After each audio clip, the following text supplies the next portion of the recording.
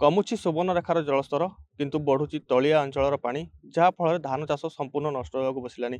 आम सहित रही किसी चाषी सहित कथा हाँ कि भाव में से चाष करते चाषर स्थिति एवं कौन रही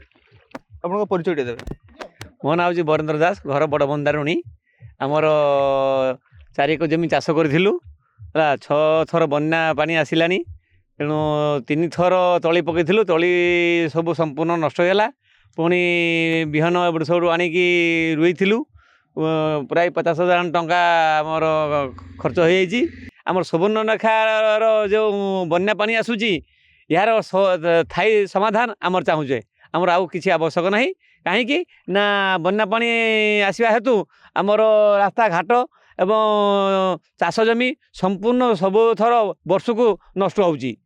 तेणु आमर अभिप्राय है जे सरकार जे स्थायी समाधान जे करंतु। निश्चित भाव में शुणी पारे जहाँकि माने लक्षाधिक टंकार से खर्च खर्च करने परिवा चाष नष्ट होती धान चाष संपूर्ण भाव में नष्ट होती नष्ट होगा लोकंर बर्तमान किभली भाव से लोन धार को सुधिबे से नहीं चिंतार बर्तमान चाषी अच्छा से कहते कि जो सुवर्णरेखार संस्कार योजना जो रही कार्यकारी कार्यकारी होगा फल जो पानी निष्कासन हो पार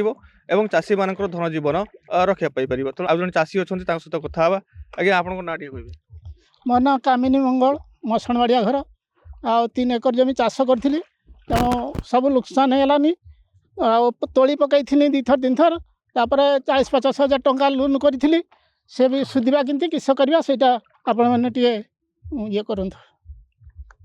निश्चित भाव में समस्त चाषी प्राय 30-40 हजार 50 हजार एमती खर्च कर से लोन धार करके चाष करते 6 थर बन्या आसिया पर लोकंर जो चाष जमी संपूर्ण भाव में नष्ट होगा फल से किभली भाव में लोन धार को सुधिबे से नहीं बर्तमान चिंतार चाषी।